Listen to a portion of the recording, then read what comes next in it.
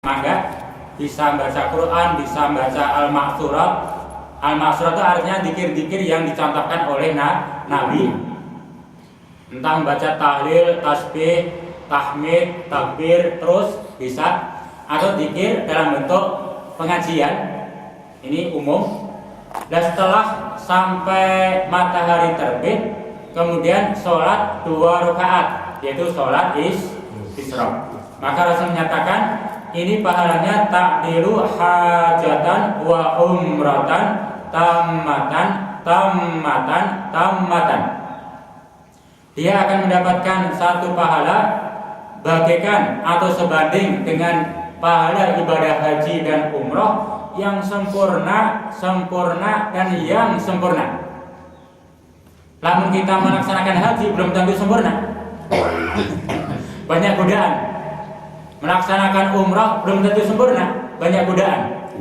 Tapi dalam hadis ini dikatakan ta'dilu hajatan wa umratan tammatan, sampai 3 kali tamatan. Sempurna dan sempurna.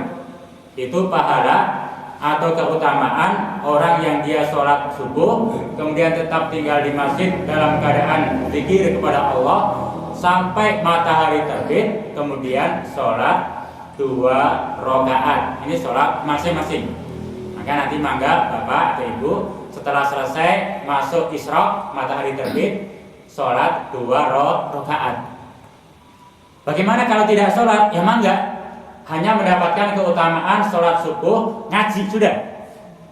Itu keutamaannya, ada pahala.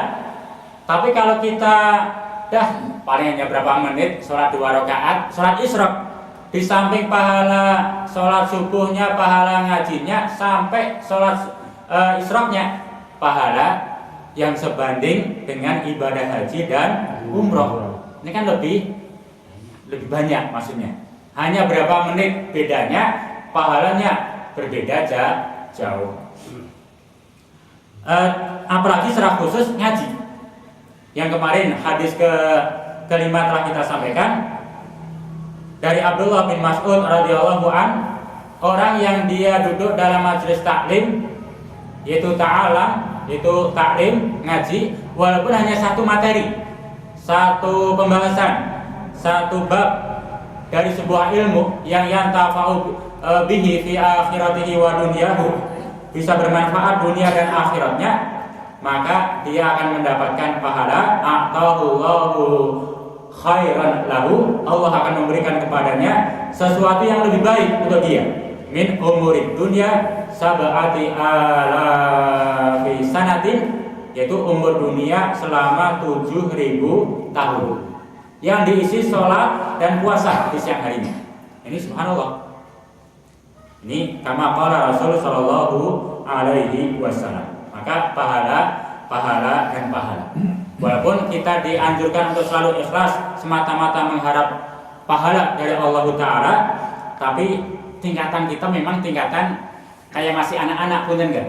Nanti Sab kerjakan, dapat permen, baru ngerjain. Ada tingkatan kita kan tingkatan anak-anak, enggak apa-apa. Memang banyak ayat-ayat Al-Quran yang terkadang Allah Subhanahu wa Ta'ala dalam memerintahkan sesuatu, Allah berikan iming-iming. Surga, iming-iming ini, itu ada. Bukan berarti ini riya, bukan. Tapi tetap niat mengharap ridha Allah, insya Allah iming-iming Allah pun akan kita dapatkan. Tapi kalau hanya semata-mata mencari iming-imingnya saja, lah hal itu punten. Artinya dia beramal semata-mata untuk duniawi. Lah hal ini nanti bisa terpleset dalam perbuatan syirik kepada Allah Ta'ala. Tetap niat kita jaga, ikhlas karena Allah Subhanahu wa Ta'ala. Iming-iming memberikan satu tasdik, memberikan satu semangat kepada kita agar tetap selalu beramal.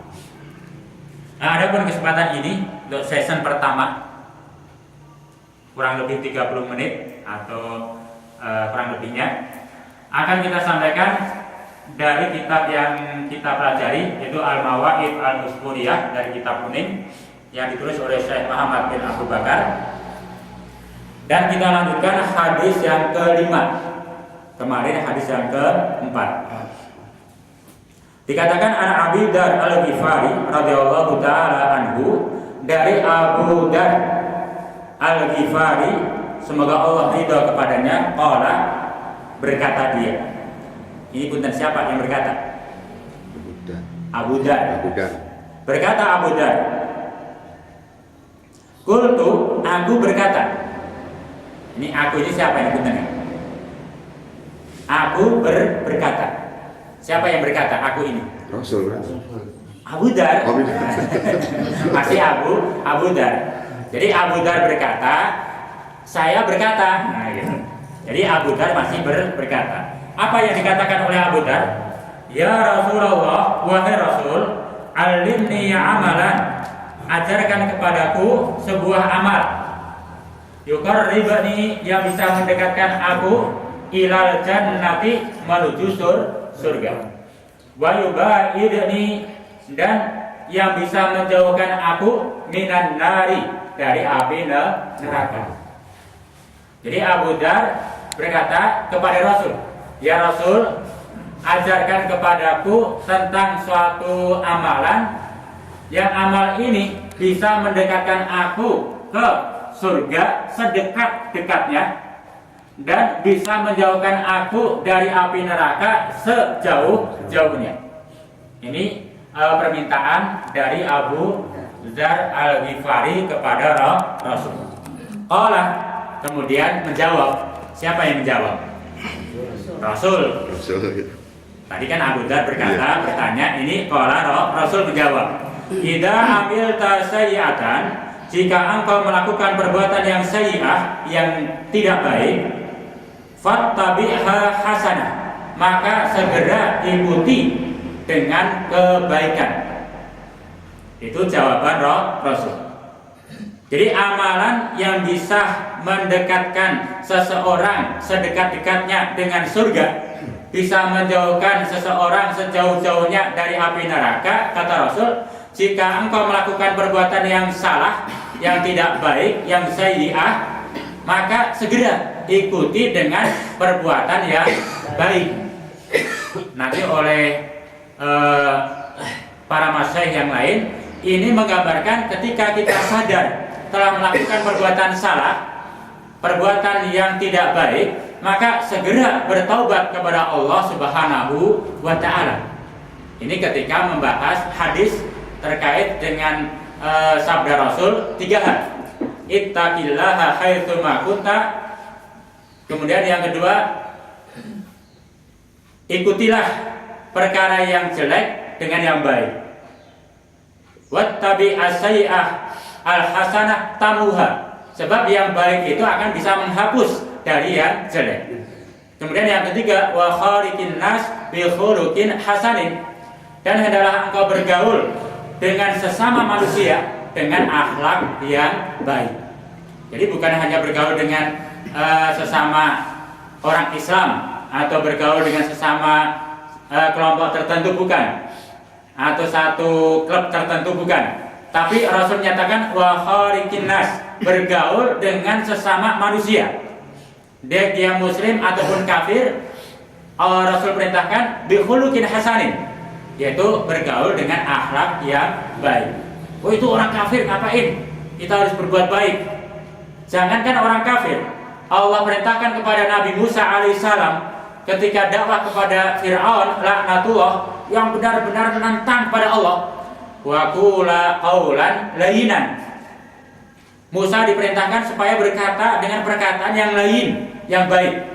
Itu adalah dasar utama dari akhlak yang diajarkan dalam agama Islam. Kepada Fir'aun Allah perintahkan wa qula qaulan layyinan. Bahkan seorang anak ketika diperintahkan orang tua untuk syirik kepada Allah, mensekutukan Allah, tetap tolak dengan kata-kata yang baik. Itu adalah dasar utama dalam bermuamalah di dalam agama Islam. Ini satu amalan agar kita banyak-banyak beristighfar, bertaubat kepada Allah Ta'ala.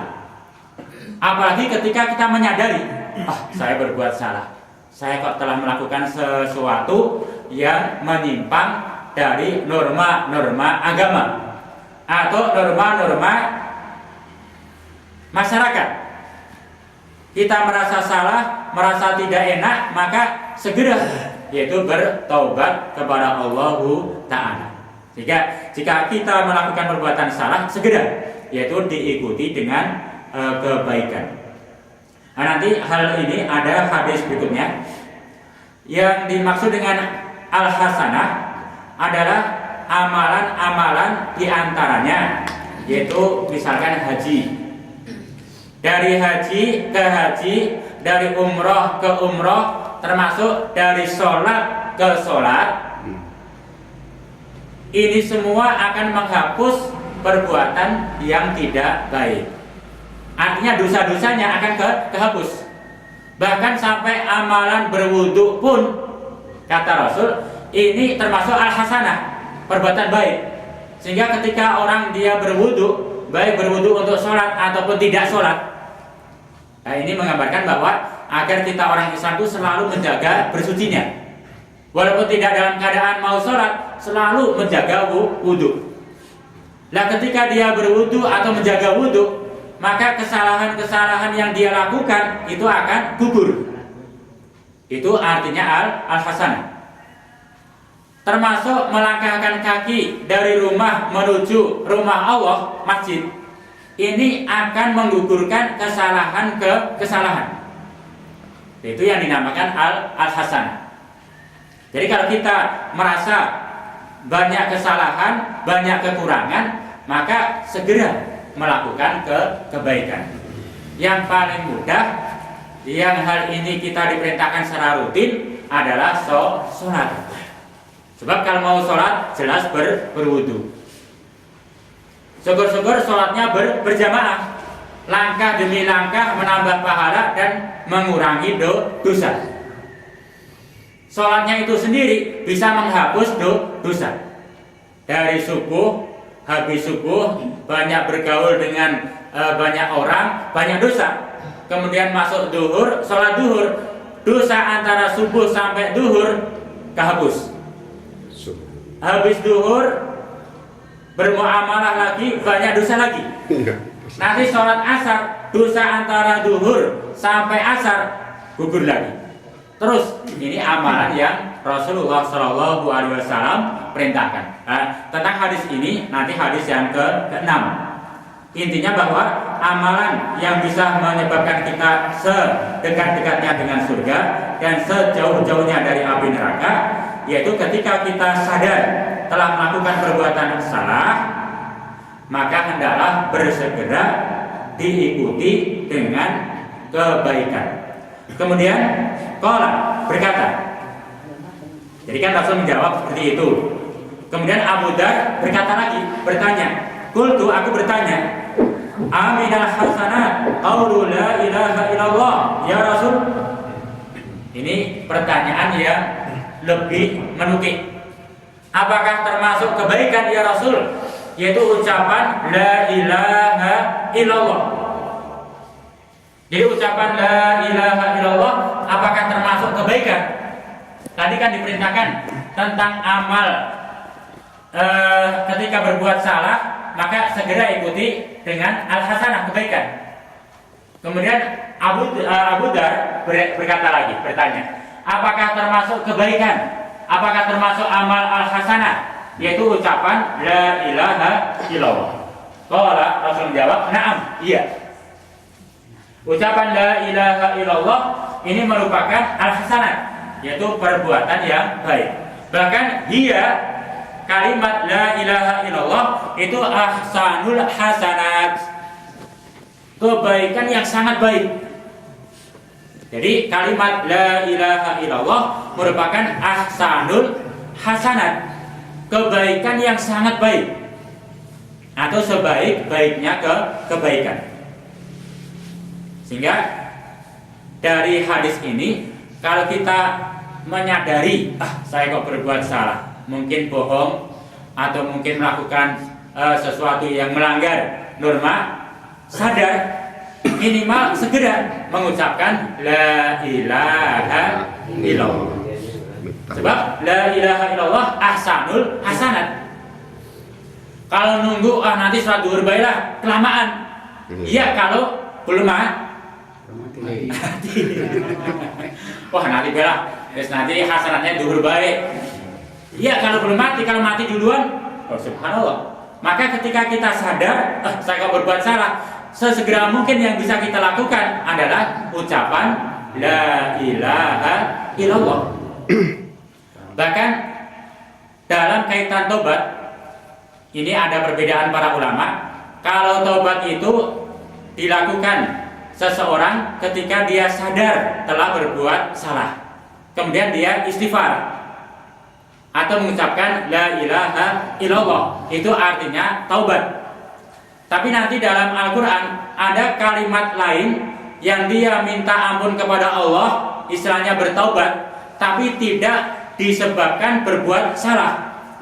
Tapi dia merasa khawatir kalau amal-amal perbuatan saya tadi ada kesalahan, maka istighfar, mohon ampun kepada Allah atau mengucapkan tetap la ilaha illallah. Itu ada dalam agama Islam. Jadi namanya al-awwabin namanya. At-tawwab. Jadi dia beristighfar, mohon ampun kepada Allah, tapi tidak didasari yaitu dengan perbuatan salah. Hanya khawatir. Setiap melakukan kebaikan, khawatir kebaikan ini ada kekurangan, maka ditutup dengan istighfar. Tidak menunggu, wah saya tidak salah kok, nggak perlu istighfar nggak. Kalau kita yakin salah, wajib istighfar. Itu taubat namanya. Tapi walaupun kita berbuat baik, kita pun menjaga, tetap ditutup dengan istighfar. Ini hadis yang kelima. Untuk melengkapi ini, sebagaimana kebiasaan Syekh dalam kitab ini, ada kisahnya. Itu ada hikayat, ada kisah. Saya singkatkan saja bahwa kisah yang pertama dikisahkan ada seorang laki-laki, kana rafiqan mu'zifatin. Si laki-laki ini banyak bergaul dengan para bidu wanita. Nah, kita bisa bayangkan lah, kalau bergaul dengan para bidu wanita. Ya diterangkan ini rocker atau dangdut, nggak diterangkan dengan bidu wanita lah. Tapi secara umum yang namanya penyanyi perempuan itu banyak maksiatnya, banyak dosanya daripada ngajak ke kebaikan. Ini si laki-laki. Tapi apa dikatakan di sini?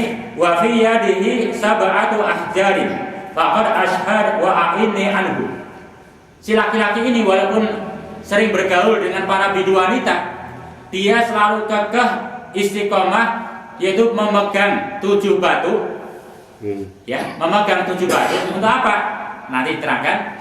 Memegang 7 batu, kemudian dia selalu membaca syahadat. Dan dia selalu bermohon kepada Allah agar diberi kekuatan untuk selalu membaca syahadat. Jadi walaupun pergaulan yang tidak baik, ini kasarnya begitu, tapi dia kekeh selalu bersyahadat, membaca la ilaha illallah, dan dia selalu memohon kepada Allah jangan sampai ucapan la ilaha illallah ini terlepas dari lisannya. Sementara di tangannya selalu ada 7 batu, 7 kerikil. Kalau batu gede-gede nggak mungkin lah. Batu kerikil gitulah. Ada tuh 7. Kemudian dia selalu berdoa, Rabbana bi'ani asyhadu an la ilaha illallah wa anna Muhammadar Rasulullah. Ini selalu dia baca. Ya Allah, aku selalu bersaksi bahwa tidak ada sesembahan kecuali Engkau, dan aku bersaksi bahwa Muhammad adalah Rasulullah. Fa'nama, kemudian dia ketika suatu hari dia tidur, fara'a fil manam kama yaron na'im. Kemudian di tengah tidurnya dia melihat atau dia bermimpi, sebagaimana banyak orang bermimpi. Apa yang dia mimpikan? Ka'annal kiamata, seakan-akan kiamat qad qamat, itu sungguh telah terjadi. Dia bermimpi tentang hari kiamat. Dahsyat sekali. wa annahu husabu fa wajabat lahun nar. Ketika kiamat dia mimpi terjadi, hancur dunia, kemudian dibangkitkan dari alam kubur, kemudian dihisab amal-amalnya. Ketika dihisab, maka pendek kata fa wajabat lahun nar, dia diwajibkan masuk neraka. Ini pendek kata. Kenapa? Ya kita bisa melihat pergaulannya dengan para bidu wanita. Wajib masuk neraka. Artinya dia ditetapkan oleh Allah masuk ke dalam api neraka sebagai penghuni neraka. Maka fa akhadatul malaikah, kemudian malaikat itu mengambil dia, menyeret dia, zahabu bihi ila babin nar, diseret masuk ke neraka. Sebab dia sudah diwajibkan, ditetapkan masuk neraka. Diseret oleh malaikat mendekati neraka untuk dimasukkan ke dalam neraka. Kemudian faida hajara min tilkal ahjar alqa nafsahu ala babin nar. Ketika sudah ada di pintu neraka, ini kan maaf sekali lagi, ini kan mimpi kan ya? Iya. Cerita mimpi lagi. Ketika sudah ada di depan pintu neraka, batu satu jatuh di depan pintu neraka, nutupi pintu neraka. Oh iya tadi itu ya. Fastama'at al-malaikah al-adab ala raf'ihi. Karena si rajul ini akan dimasukkan neraka, sementara pintu neraka tertutup oleh batu satu tadi. Kemudian para malaikat minta bantuan malaikat yang lain, tolonglah, kasarnya begitu. Tolong angkatkan batu ini. Ini si rajul, waduh minta ampun nih. Ini wajib masuk neraka.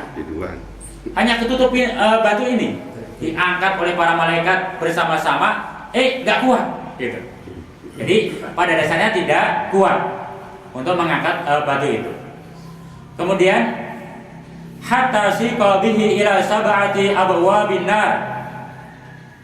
Kemudian satu pintu ditutup oleh batu, diangkat nggak kuat, pas cari jalan pintu lain lah oleh malaikat yang satunya, malaikat Adam.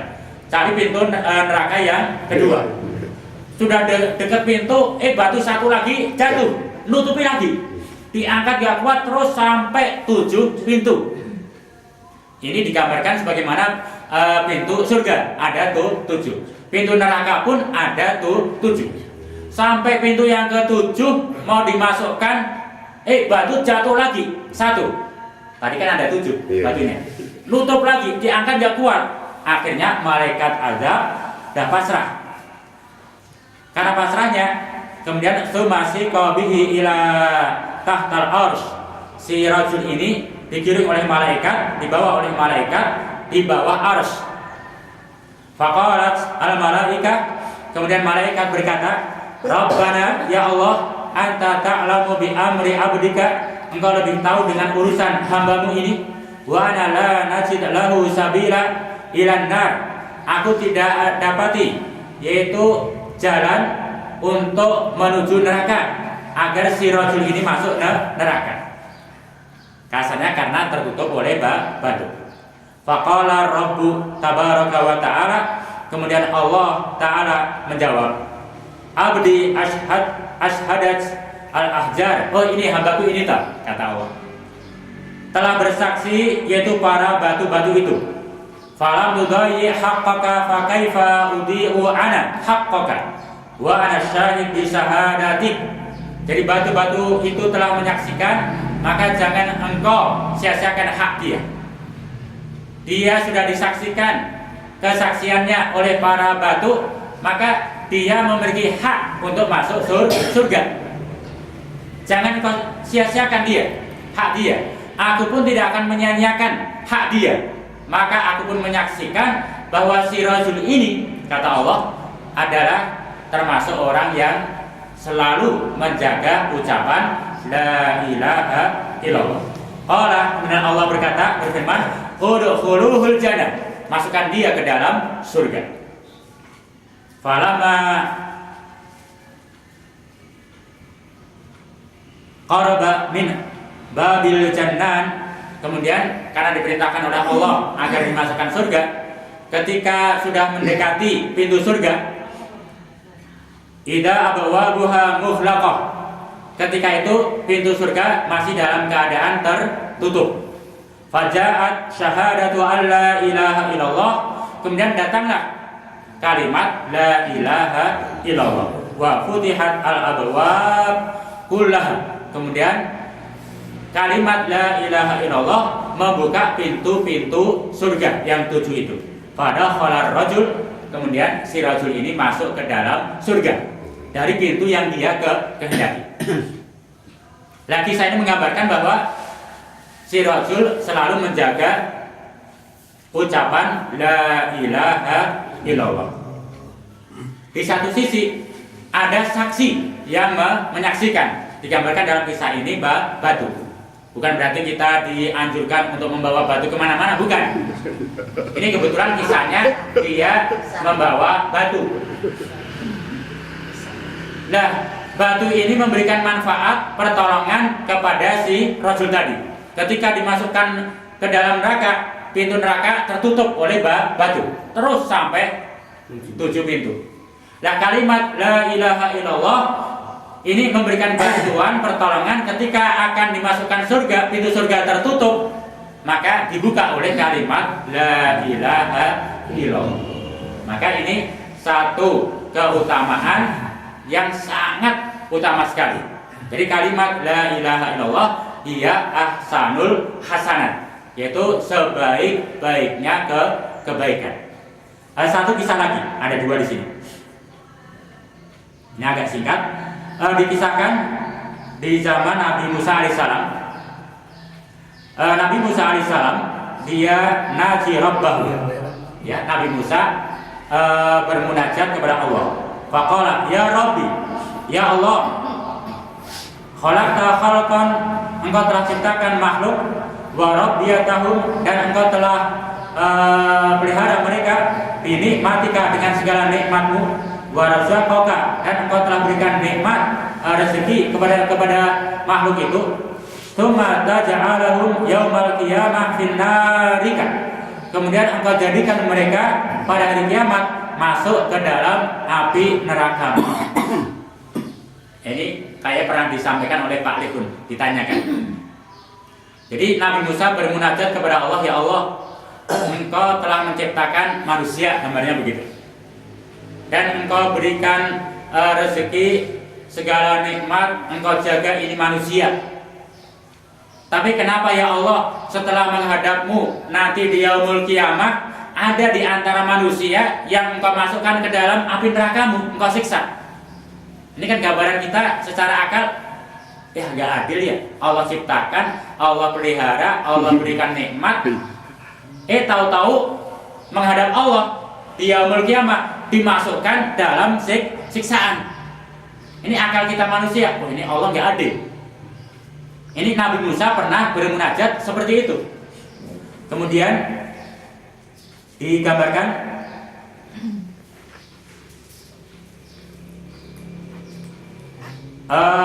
Allah berfirman, fa'auhallahu ta'ala ilaihi anna ya Musa kum.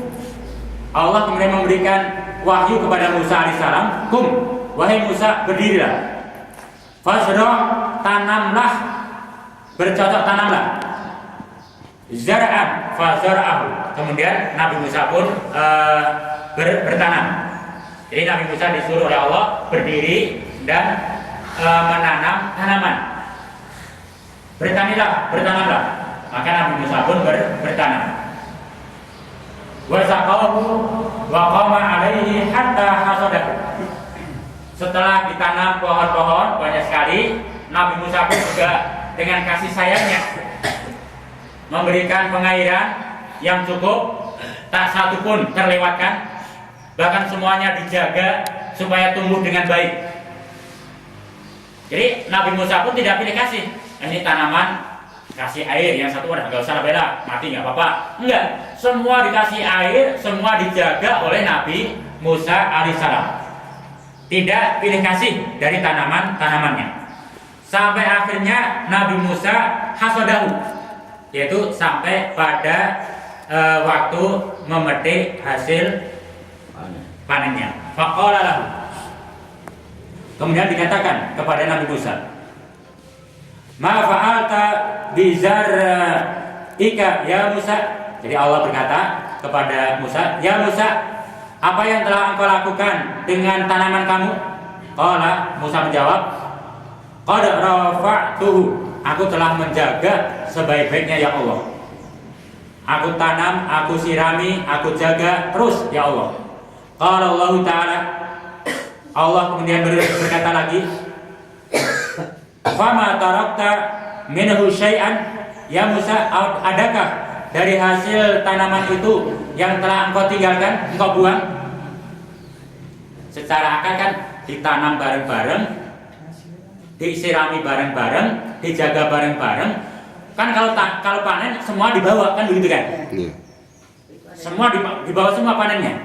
Tapi Allah berkata, "Ya Musa, adakah tanaman yang engkau tinggalkan, yang engkau buang?" Kemudian saking kecil-kecilnya kelewat. Qala, Musa menjawab, "Ya Rabbi, wahai Rabbku, ya Allah, ma taraktu, tidaklah ada yang aku tinggalkan, illa kecuali ma la khaira fihi, tanaman yang tidak ada kebaikan." Di awal ditanam bareng-bareng, disirami bareng-bareng, dijaga bareng, semuanya tanpa pilih kasih. Tapi toh ketika panen, Nabi Musa pun, "Ya Allah, tidak ada yang aku tinggalkan, tidak ada yang aku buang, kecuali yang jelek-jelek saja lah ya Allah. Yang dibawa itu yang baik." Kata Nabi Musa. Ini menggunakan akliyah, tapi bermanfaat. Kemudian Allah berfirman, "Ya Musa, wahai Musa, fa inni adkhalan nar," maka aku pun membuang sebagian manusia ke dalam neraka. Jadi istilahnya kan begitu. Siapa? Man la khaira fihi, orang yang tidak ada kebaikan padanya. Aku ciptakan manusia sama tanpa pilih kasih, aku jaga, aku beri rezeki, semuanya aku beri. Tapi ada yang baik, ada yang buruk. Maka yang aku ambil yang baik. Adapun yang buruk, yang tidak ada kebaikan, ya aku tinggalkan dalam api neraka. Qala Musa, berkata Musa, "Man huwa?" Siapa orang yang tidak ada kebaikan itu ya Allah? Yang dia masuk dalam neraka itu ya Allah? Qala, Allah menjawab, "Alladzi yantakifu ayyakula la ilaha illallah Muhammadur Rasulullah." Orang yang tidak memiliki kebaikan adalah orang yang dia takif, dia benci, dia enggan untuk mengucapkan kalimat la ilaha illallah. Loh, apa ada orang yang tidak mau? Banyak. Ini kita alhamdulillah ada kemauan, diberi kemauan, diberi kemudahan oleh Allah bisa mengucapkan kalimat la ilaha illallah. Sebagai penutup, ucapan la ilaha illallah itu akan lebih sempurna. Ini punten, ini kan ucapan dengan lisan. Agar lebih sempurna kalau ucapan lisan ini sesuai dengan hati. Ketika ucapan lisan dan hati ini ada kesesuaian, maka itulah yang dinamakan sidik, jujur. Hatinya la ilaha illallah, lisannya pun la ilaha illallah, maka dia jujur dalam ucapan. Akan lebih sempurna antara hati, lisan, dan amal anggota badan ada kesesuaian. Artinya amal anggota badannya pun juga mengatakan la ilaha illallah. Dengan apa? Dengan perbuatan. Orang yang la ilaha illallah, dia mengakui bahwa Allah yang disembah, dia sholat. Itu artinya hati, lisan, anggota badan klop semua. Maka ini sempurna. Tapi kalau lisan la ilaha illallah, hatinya la ilaha illallah, tapi sholatnya enggak. Beli gelem. Nah, itu artinya belum sempurna. Ada manfaatnya, ada la ilaha illallah, ada manfaat, tapi belum sempurna. Maka agar sempurna, yang minimal sholat kita jaga. Zikir kepada Allah selalu kita jaga dengan lisan, dengan amal anggota badan yang lain. Ini kesempurnaan dalam sebuah ucapan. Mudah-mudahan hadis yang kelima yang ini kita sampaikan bisa memberikan tasdik semangat kepada kita untuk selalu menjaga yaitu keimanan atau kalimat la ilaha illallah, sehingga wala tamutunna illa wa antum muslimun. Dari saya, assalamualaikum warahmatullahi wabarakatuh. Waalaikumsalam warahmatullahi. Mungkin ada pertanyaan dulu. Ya, Pak. Terima kasih. Assalamualaikum warahmatullahi wabarakatuh. Tadi kalau ibu-ibu sering miftahul jannah itu kayak kuncinya surga itu kan la ilaha illallah. Itu makna yang miftahul jannah itu gimana? Satu. Kedua, wudu tadi terangkan. Jadi kita kalau bisa sebaiknya selalu punya wudu. Itu kira-kira wudu apakah hanya wudu saja ataukah kita ikuti dengan sholat sesudah wudu gitu kan? Itu sholat sesudah wudu itu jaraknya berapa lama tuh antara wudu dengan syukur wudu? Pokoknya sudah wudu lama banget, masih suci, baru ingat tadi belum sholat syukur wudu gitu. Jadi apakah ada jaraknya? Lalu dalam hal wudu kita itu biasanya setelah wudu rasa gatal gitu, jadi dilap itu abdul mana dilap atau biarin gitu tuh? Ya, terima kasih Tan. Ya. 3 hal. Yang pertama tentang lupa lagi. Miftahul jannah itu. Miftahul jannah la ilaha illallah. Itu memang ada hadisnya. Jadi miftahul jannah la ilaha illallah.